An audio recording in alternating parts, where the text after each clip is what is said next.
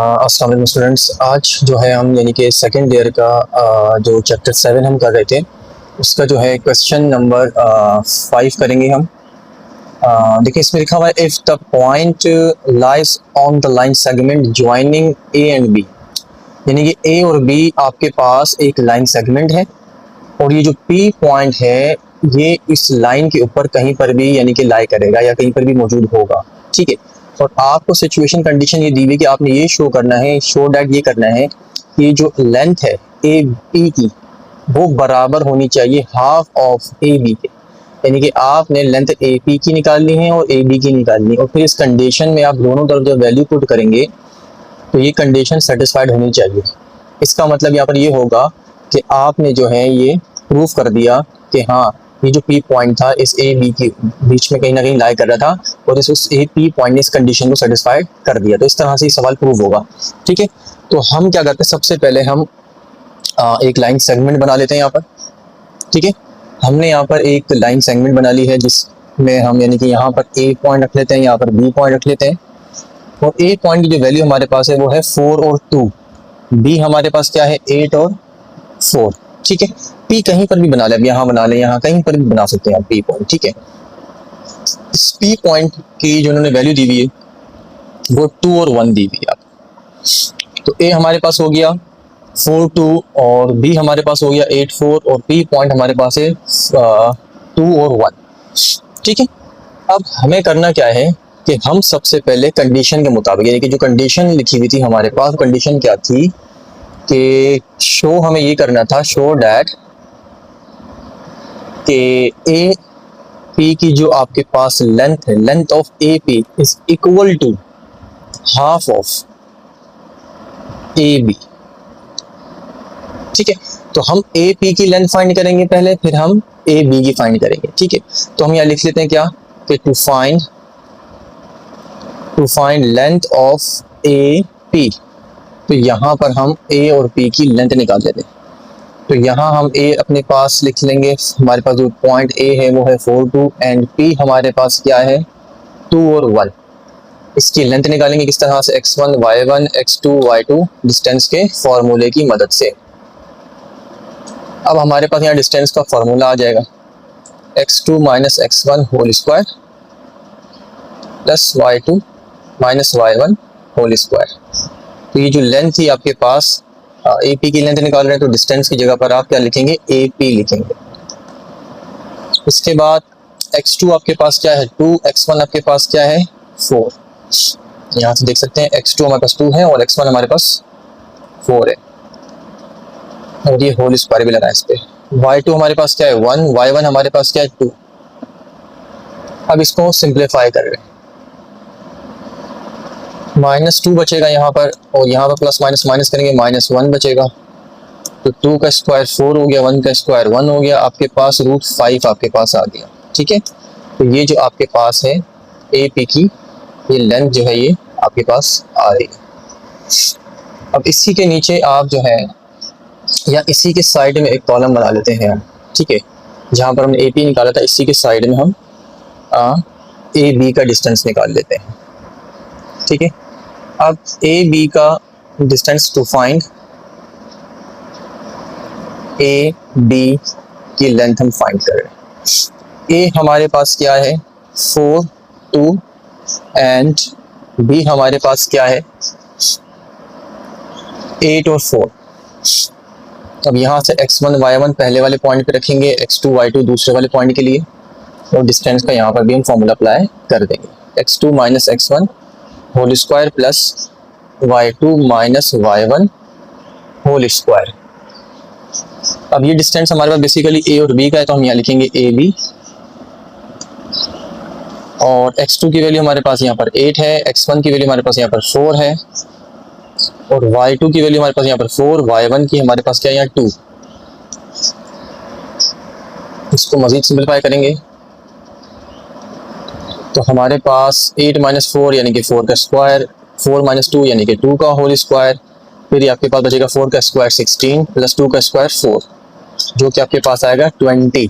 20 को अगर आप रूट में ब्रेक करेंगे तो क्या बनेगा 4 2 2 4 4 5 या 20, 2 का पेयर आप बाहर निकाल लें तो ये देखिए 2√5 आपके पास आएगी लेंथ किस चीज़ की, ए बी की लेंथ आएगी। ठीक है, अब आपने जो कंडीशन आपके पास थी वो क्या थी कि ए पी की जो लेंथ है वो basically half of A B के आनी चाहिए। ठीक है, तो अब यहाँ क्या करेंगे, ए पी की जो लेंथ आई थी वो √5 आई थी और ये हाफ एज इट इज, और ए बी की जो लेंथ आई है वो क्या, ये 2√5। तो ये 2 से 2 जब आप कैंसिल करेंगे तो √5 और √5 देखें बचेगा। इसका मतलब लेफ्ट हैंड साइड और राइट हैंड सेटिस्फाइड हो गई है। इसका मतलब वो पी पॉइंट जो है वो ए बी की लेंथ से कहीं भी मौजूद है और उसकी वजह से हमने जो ए बी की लेंथ निकाली, ए बी की निकाली और उसने इस कंडीशन को सेटिस्फाइड कर दिया। यहाँ हम कह देंगे हैंस प्रूफ, कि आपने साबित कर दिया। अच्छा, अब देखें हम जो है इस क्वेश्चन नंबर 6 कर रहे हैं। 6 में लिखा हुआ है find the coordinates of the mid point of the following points. आपको देखें ये एक लाइन सेगमेंट दी हुई है एम और एन, इसी तरह पी और क्यू, यानी कि ये आपके पास 4 पार्ट है।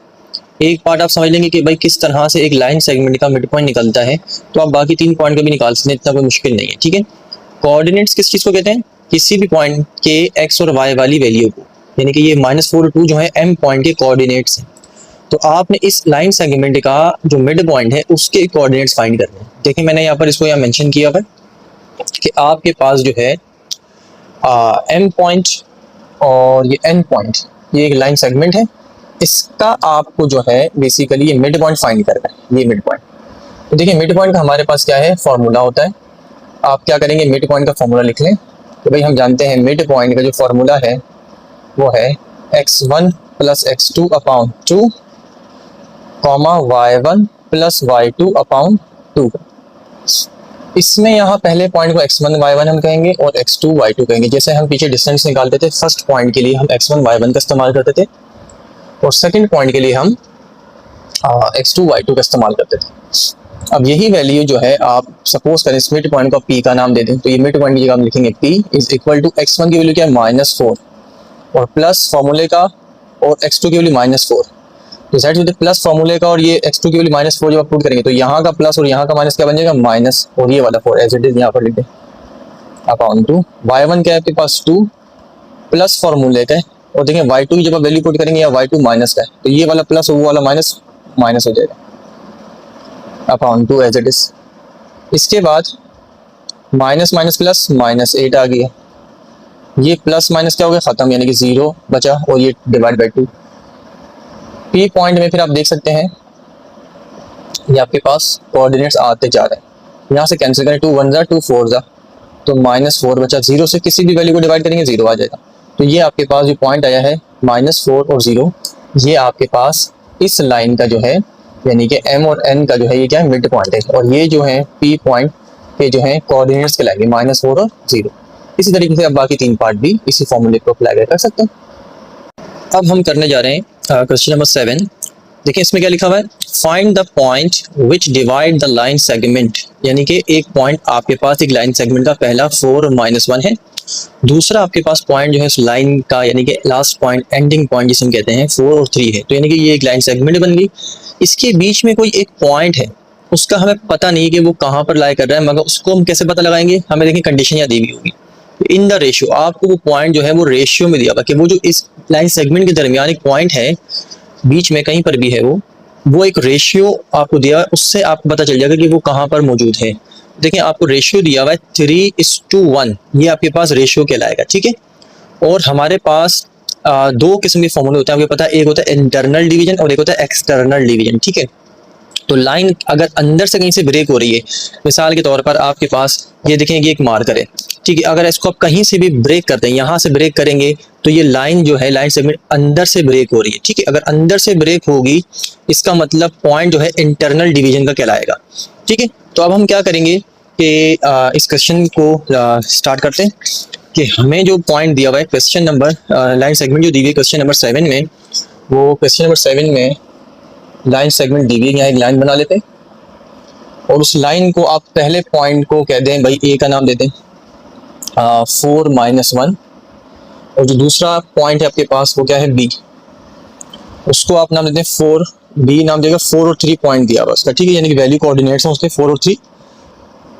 ये हमारे पास x1 y1 रहेगा, ये हमारे पास x2 y2 आ जाएगा, ठीक है।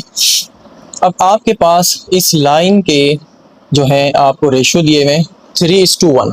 3:1 का मतलब क्या, देखें अगर मैं लाइन के पीसेस कर दूं 1 2 3 4 पार्ट कर दूं, तो जो 3 पार्ट होंगे वो लेफ्ट साइड पर होंगे और 1 पार्ट राइट साइड पर होगा। तो 3:1 का मतलब क्या, देखें अगर मैं लाइन को यहाँ से ब्रेक कर रहा हूँ ना, देखिए मैंने लाइन के कितने पीस बना ली, 1 पार्ट, 2 पार्ट, ये फिर इसका 3rd पार्ट, इसका फिर आप 4th पार्ट दे दें, ठीक है। तो मैं 3:1 को कैसे देखिए ब्रेक कर रहा हूँ कि लेफ्ट साइड में मैं 3 पार्ट रख रहा हूँ, 1 2 3, ये 3:2, ये 3 बन गया, और ये 1 का मतलब ये वाला पार्ट। तो ये जो पॉइंट होगा, ये जो यहाँ पर आपके पास आ रहा है, ये बेसिकली वो पॉइंट होगा जिसको आप नाम पी भी दे सकते हैं, कुछ भी दे सकते हैं, जो कि ये शो कर रहा है कि 3 टुकड़े 3 पीसेस लेफ्ट पर है हमारे पास। अच्छा, रेशियो को हम ना m से शो करते हैं, तो यानी कि हमारे पास जो m1 है, यानी कि जो रेशियो है लेफ्ट साइड पे 3 पार्ट पे बेस कर रहा है, तो ये 3 है, और राइट साइड पे क्या है m2, वो हमारे पास 1 पार्ट है। और आपने सवाल देखा कि 3:1 जो उसने रेशियो बोला हुआ है, बेसिकली वो हमें हमारे पास m1 और m2 की वैल्यू दी हुई, ठीक है। तो ये हमारे पास एक लाइन के रेशियो आ गए हैं, और ये हमारे पास ए और बी पॉइंट है। अब इंटरनल डिवीजन का फॉर्मूला हम इस्तेमाल करेंगे, और इंटरनल डिवीजन की मदद से इस पी पॉइंट को फाइंड करेंगे। तो आप यहाँ देखिए लिख लें कि हम जो है यूजिंग कर रहे हैं इंटरनल डिवीजन। इंटरनल डिवीजन का देखिए फॉर्मूला क्या है, m1 x2 plus m2 x1 upon m1 plus m2, सही, फिर कॉमा, फिर m1 y2 plus m2 y1 upon m1 plus m2, ठीक है। अब आपने क्या करना है, इसमें इनकी वैल्यूज को आपने क्या करना है, पुट करना है। m1 आपके पास क्या था, 3, तो सबसे पहले कुछ नहीं करें, आप देखें इस तरह ना ब्रैकेट लगा दें यूं, ताकि आपको वैल्यू पुट करने में आसानी हो। ये आपने ब्रैकेट लगा दी, यहाँ m1 या y2 आ जाएगा, या m2 या y1, और ये m1 और m2, ठीक है। अब m1 हमारे पास क्या था, 3, ये m1 3 आ गया, ठीक है, और m2 हमारे पास क्या था, 1, नीचे तो m1 m2 ही रहेगा, दैट्स इट 3 और 1, तो ये तो हमने नीचे तो m1 m2 3 और 1 लगा दी, 3:1 रेशियो था हमारे पास। x2 की वैल्यू पॉइंट से आप देख लें, ये जो कोऑर्डिनेट्स लिखे हुए देखें, ये हमने x1 y1 और x2 y2 लिखा हुआ है, यहाँ से आप इनकी वैल्यू देखकर पुट कर लें। x2 की वैल्यू हमारे पास क्या है, थोड़ा सा मैं नीचे कर लेता हूँ ताकि आपको नजर आए।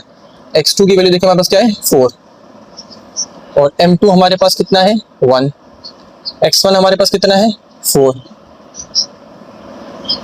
m1 मेरे पास 3, y2 मेरे पास यहाँ से देखें 3, और m2 मेरे पास 1, और y1 मेरे पास -1। आपने जब ये वैल्यूज पुट कर लेनी है, उसके बाद आप इसको सिंप्लीफाई कर लें। 3 4 are 12, 1 4 are 4, और 3 + 1 4। इसी तरह यहाँ पर भी 4 आएगा, 3 3 are 9, प्लस माइनस माइनस, और 1 1 are 1। इसके बाद 4 + 12 करेंगे 16, 9 - 1 8 अपॉन 4, इसको कैंसिल करें, 4 1 are 4 4 16, 4 1 are 4 2 are, तो आपके पास क्या आ रहा है, 4, 2। ये आपने इस पी पॉइंट के यानी कि पॉइंट निकाल लिया, जो कि इंटरनल डिवीजन हो रहा था, इस लाइन सेगमेंट को 3:1 में डिवाइड करा था, और उस पॉइंट के जो कोऑर्डिनेट्स हैं बेसिकली वो ये है, तो यही आपका आंसर है। अच्छा, अब हम करने जा रहे हैं द पॉइंट, क्वेश्चन नंबर 8 करने जा रहे हैं, ठीक है। The points P Q R, 3 point दिए हुए, आर द मिड पॉइंट, यानी कि ये 3 पॉइंट जो है आपके पास क्या है, मिड पॉइंट है, किस चीज के, साइड्स ऑफ द ट्राइंगल, यानी कि एक साइड है, एक ट्राइंगल है, ट्राइंगल की साइड्स हैं, उन साइड्स के ये तीनों जो है मिड पॉइंट है। मैंने यहाँ पर देखें फिगर बनाई हुई है, आप ये थोड़ा देखें, ये मैंने यहाँ पर क्या बनाया हुआ है, एक ट्राइंगल जो कि ए बी सी है हमारे पास, ठीक है।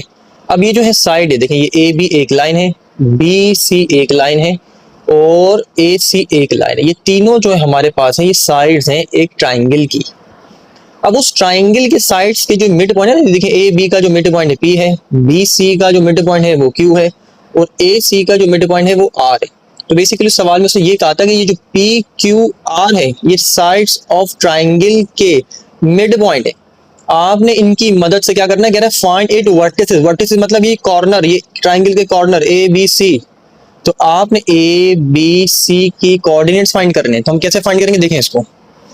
सबसे पहले आपने करना यह है कि जो पहला पॉइंट आपके पास है ए, इसको x1 y1 कहते हैं, बी पॉइंट को x2 y2 कहते हैं। ये थोड़ा सा सवाल लेंदी होगा, मगर अगर आप समझ कर इसको देखेंगे तो समझ आ जाएगा आपको। और सी पॉइंट को x3 y3 कहते हैं आप। ठीक है, जब आप कह देंगे फिर आपने करना क्या है कि देखें जो ट्रायंगल की जो अलग अलग साइड है इसके ऊपर काम करना है। जैसे कि ए से लेकर बी तक एक लाइन को नोटिस करें, गौर करें, ये ए से लेकर बी तक एक लाइन है, जैसे हम पीछे भी मिड पॉइंट के फॉर्मूले पढ़ कर रहे हैं।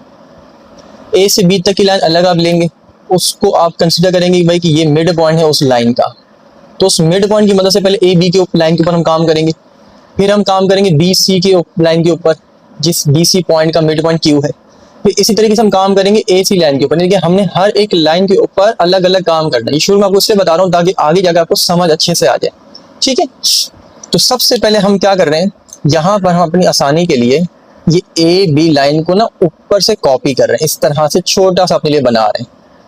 हमने लिख लिया भाई हमारे पास P पॉइंट -2 और 2 है, और A हमारे पास क्या है x1 और y1, B पॉइंट हमारे पास क्या है x2 और y2।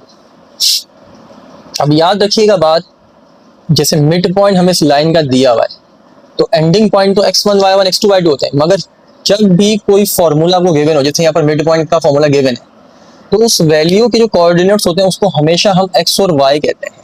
ठीक है, अब आपने यहाँ पर क्या करना है कि मिड पॉइंट का फॉर्मूला इस्तेमाल करना है, क्योंकि यहाँ पर इस लाइन के अंदर मिड पॉइंट गिवन है, तो इसलिए मैं मिड पॉइंट का फॉर्मूला यहाँ पर यूज करूंगा।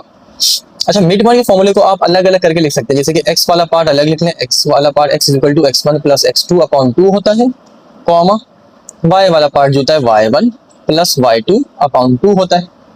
अभी जो x और y है बेसिकली ये मिड पॉइंट की वैल्यूज यहाँ पर आएंगी, और ये x1 y1 आपको पता है ये कोऑर्डिनेट्स की वैल्यूज यहाँ पर आती हैं। तो x मेरे पास यहाँ पर क्या है -2, और x1 की वैल्यू मेरे पास क्या है यहाँ पर x1 ही है, x2 की वैल्यू मेरे पास यहाँ पर क्या है x2 ही है अपॉन 2। सही, y वाली वैल्यू मेरे पास क्या है यहाँ पर 2, y1 की वैल्यू मेरे पास क्या है यहाँ y1 ही है, और y2 की भी यहाँ पर y2 ही है। ठीक है, अब आपने क्या करना है कि ये डिवाइड वाली वैल्यूज को आप ले जाएं लेफ्ट साइड पे, तो 2 2 4 बन जाएगा ये x1 प्लस x2। इसको आप एक ना इक्वेशन का नाम दे दें, इक्वेशन नंबर 1। ये भी देखें आपके पास 4 बन जाएगा, y1 प्लस y2, इसको आप नाम दे दें इक्वेशन नंबर 2। अब इसी तरह से आपने जो है एक लाइन दूसरी ले लेनी है। कौन सी लाइन थी नेक्स्ट वाली हमारे पास, B और C। तो B जो था हमारे पास क्या था x2 और y2, और C जो हमारे पास है वो क्या है x3 और y3। तो देखिए यहाँ पर अब पहले हमारे पास लाइन में x1 y1 x2 y2 start होता है। अब जाहिर से B से जब हम लेंगे तो जाहिर से उसके जो पॉइंट हमने रखे हैं वो x2 y2 और x3 y3। तो अपनी आसानी के लिए यहाँ पर x1 y1 लिखें, ताकि जब फॉर्मूले में हमारे पास x1 की वैल्यू पुट करनी हो तो वहाँ पर x2 आएगा, और जब y1 की वैल्यू पुट करनी है मिड पॉइंट के फॉर्मूले में तो वहाँ पर y2 आएगा। इसी तरह से यहाँ पर ये वाली सेकंड वैल्यू x2 y2 कर लें, ताकि x2 की वैल्यू की जगह पर x3 पुट कर सकें और y2 की वैल्यू की जगह पर y3 पुट कर सकें। इसका जो मिड पॉइंट दिया हुआ था क्या दिया था, q दिया हुआ था 2 और -1, ये हमारे पास xy होगा। तो इसी तरीके से आप यहाँ पर मिड पॉइंट का फॉर्मूला यूज करेंगे, x is equal to x1 x2 upon 2, y is equal to y1 y2 upon 2। अब यहाँ देखिए x की वैल्यू आपने क्या पुट कर दी 2, ठीक है, और x1 की वैल्यू आपके पास क्या है यहाँ पर x2 है, और x2 की वैल्यू क्या है x3 है अपॉन 2, y की वैल्यू यहाँ पर क्या है -1, और y1 की वैल्यू क्या है यहाँ पर y2, और y2 की वैल्यू क्या है y3 अपॉन 2। अब डिवाइड वाली वैल्यूज को यहाँ पर ले लें, 2 2 4 x2 plus x3 upon 2, 2 1 2 -2 y2 y3 upon 2।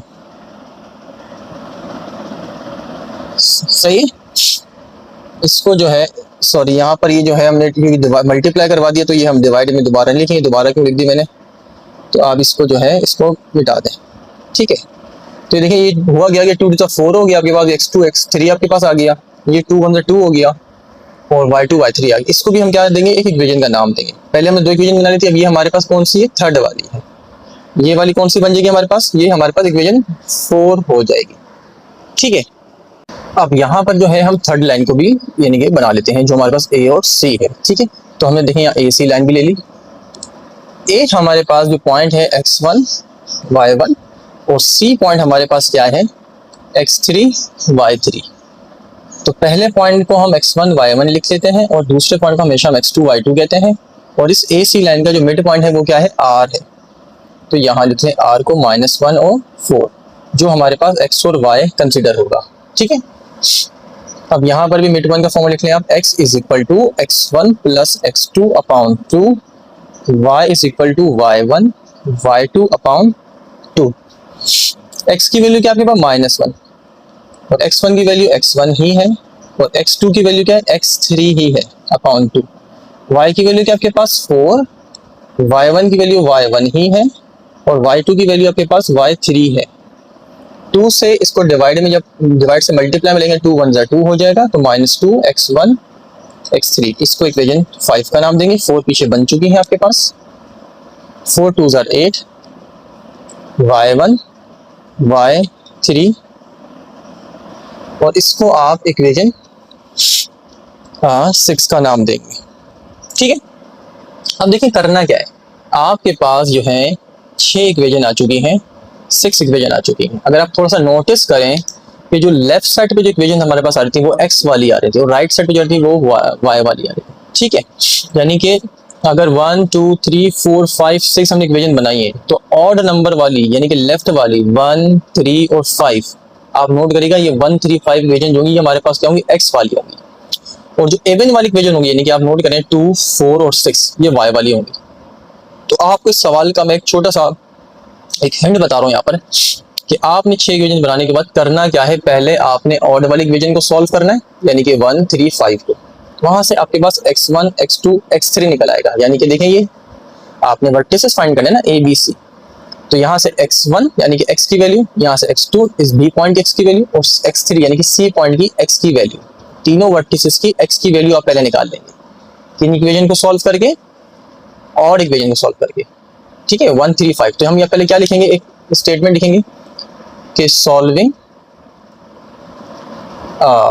Equation 1 3 and 5, ठीक है। तो अगर आप इक्वेशन 1 और 3 और 5 में अगर देखें तो हमारे पास जो इक्वेशन 1 जो थी वो बेसिकली, तो हमारे पास जो इक्वेशन 1 और 3 जो है बेसिकली हम सबसे पहले क्या करेंगे, यहाँ पर देखें 1 और 3 को लिख लेते हैं। 1 हमारे पास क्या है -4 is equal to x1 x2, ठीक है। और इक्वेशन 3 जो हमारे पास है, इक्वेशन 3 लिख लें यहाँ पर इसको, इक्वेशन 3 जो हमारे पास है 4 x2 और x3 है, ठीक है। तो सबसे पहले हम इन दो इक्वेशन को 1 और 3 को पहले साइमल्टेनियसली सॉल्व करते हैं, ठीक है, क्योंकि मैंने वो पहले कहा कि 1 3 5 पहले सॉल्व की जाएंगी, तो इसमें से मैं 1 और 3 को पहले ले रहा हूँ। तो अब आप नोट करें कौन सा इसमें से आपको सेम वेरिएबल नजर आ रहा है जिसको हम एलिमिनेट कर दें, खत्म कर देंगे। देखिए यहाँ x2 और x2 है ना, मगर मसला यहाँ पर भी प्लस का, ये भी प्लस का है। तो मैं क्या करूँ, अगर इक्वेशन 1 को सॉरी इक्वेशन 3 को मैं सब्ट्रैक्ट फ्रॉम यानी कि 1 से करवा दूँ, तो क्या करूँगा मैं, साइन क्या कर दूंगा, चेंज कर दूंगा।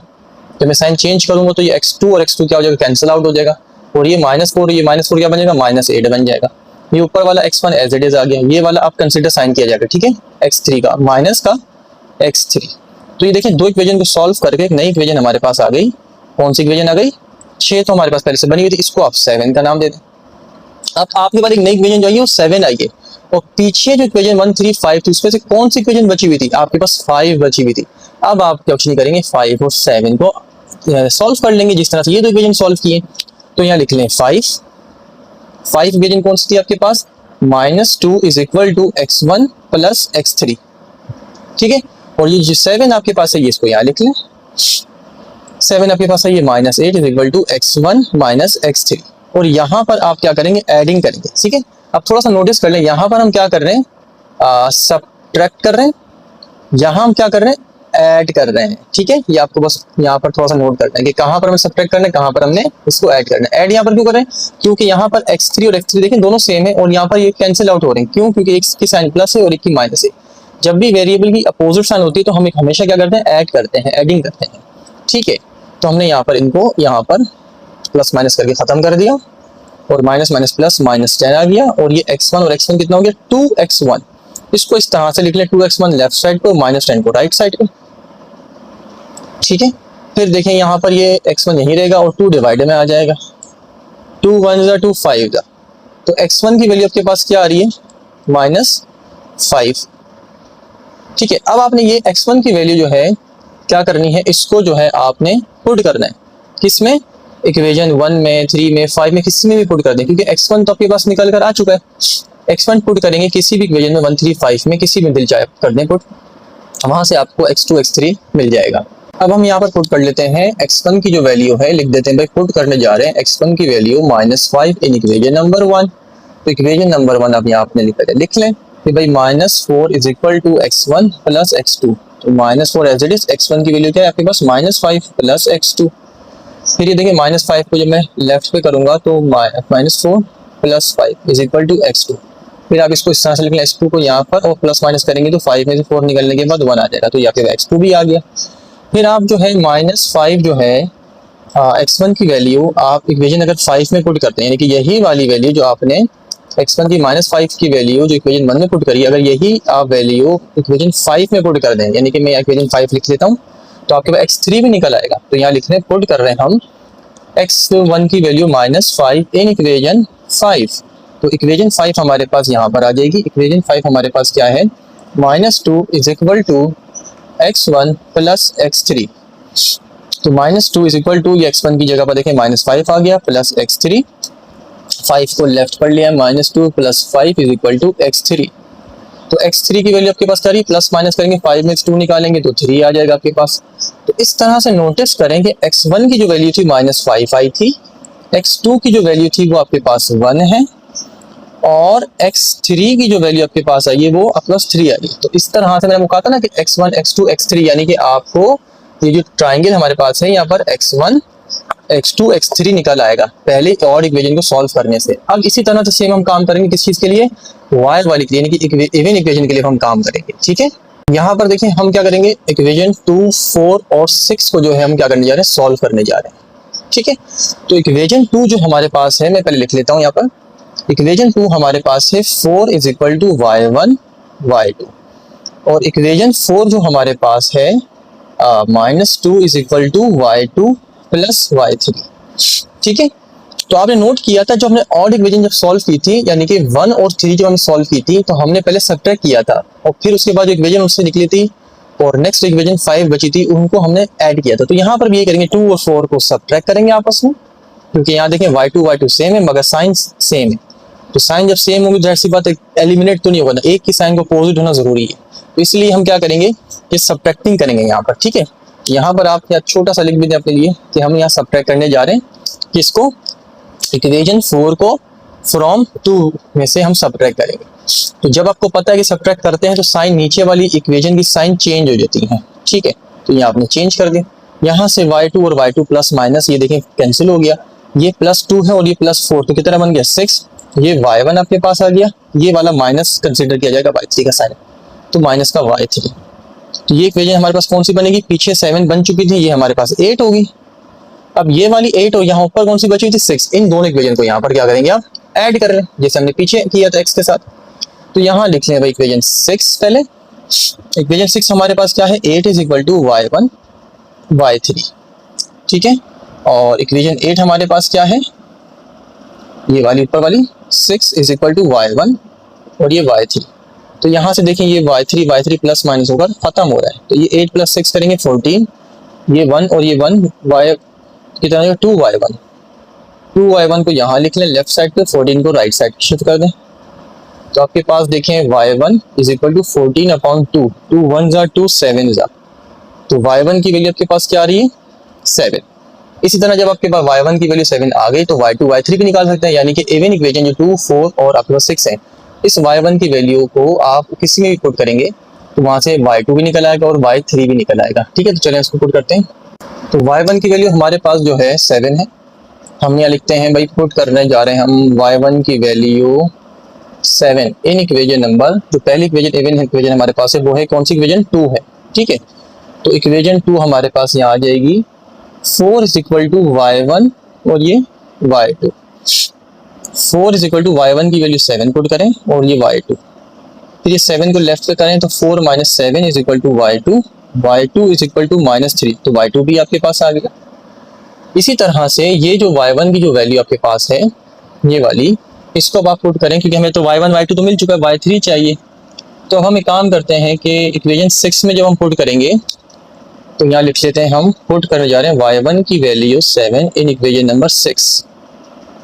तो 6 में पुट करने से क्या होगा, 6 इक्वेशन पहले लिख लेते हैं कि 8 is equal to y1 y3, तो 8 इज इक्वल टू y1 की वैल्यू 7 आ गई और y3 यहाँ से निकालेंगे, 7 को लेफ्ट पर ले आए तो 8 minus 7 is equal to y3, y3 is equal to 1, तो ये आपके पास तीनों आ गए।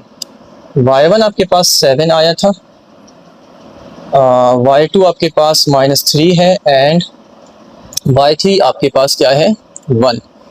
तो इस तरह से आप ये कह सकते हैं कि हमारे पास जो वैल्यूज़ आई हैं वो a हमारे पास क्या था x1 y1, और b हमारे पास जो था वो x2 y2, और c हमारे पास जो था x3 और y3 था।